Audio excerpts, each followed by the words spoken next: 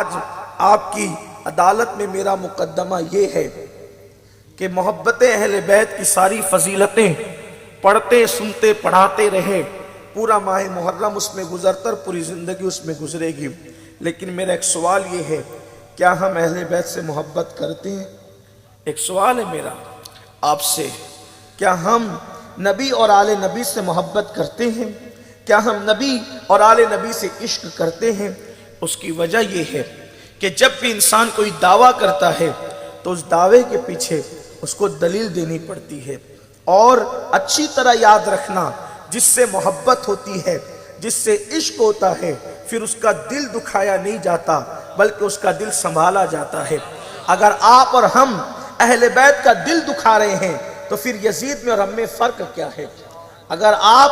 اہل بیت کا دل دکھا رہے ہیں تو یزید میں اور ہم میں پھر فرق کیا ہے؟ یزید کس چڑیا کا نام ہے؟ آخر آپ اور ہم میں کون سے سرخاب کے پر لگے ہوئے ہیں کہ یزید تو لعنتی ہو جائے اور ہم پر کوئی فرق ہی نہ پڑے؟ میرے پیارے آقا صلی اللہ علیہ وسلم کے پیارے دیوانوں، اب بات اتنی ہے کہ یزید نے حسین کی گود سے اللہ اکبر امام علی عسکر کو چھینا تھا، یزید نے حسین کے خیمے سے امام قاسم کو چھینا تھا، یزید نے علی اکبر کو چھینا تھا امام حسین سے، یزید نے چھینا تھا امام حسین سے عباس علمدار کو،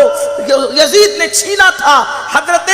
زینب کی چادر تطہیر کو، یزید نے چھینا تھا سکینہ کی چادر تطہیر کو، یزید نے چھینا تھا اللہ اکبر ام رباب اور شہربانوں کی چادر تطہیر کو۔ یعنی یہ سب کچھ کرنے کے بعد اس بدبخت نے اہل بیت کا دل دکھایا، اگرچہ وہ میدان میں موجود نہ تھا، لیکن یہ سب کچھ جو ہو رہا تھا یہ شیطانی ننگا ناچ کربلا میں اسی کے حکم سے ہو رہا تھا۔ کہنے والے نے کہا ہے کہ اللہ اکبر کمان جو ہے وہ ملک شام میں تھی اور اس کا تیر کربلا تک پہنچ رہا تھا، یعنی وہ جو کچھ کہتا تھا اسی پر عمل کیا جاتا تھا۔ اب سنیو، دل لگا کر غور سے سننا، اگر دلوں میں اہل بیت کی محبت ہے، میں نے قرآن مقدس کی جس آیہ کریمہ کی تلاوت کی ہے، اللہ پاک ارشاد فرماتا ہے ثم لتسألن یومئذ عن النعیم، کہ قیامت کے دن اللہ تم سے نعیم کے بارے میں پوچھے گا۔ اس کی مختلف تفاسیر آئی ہے، کسی مفسر نے لکھا ہے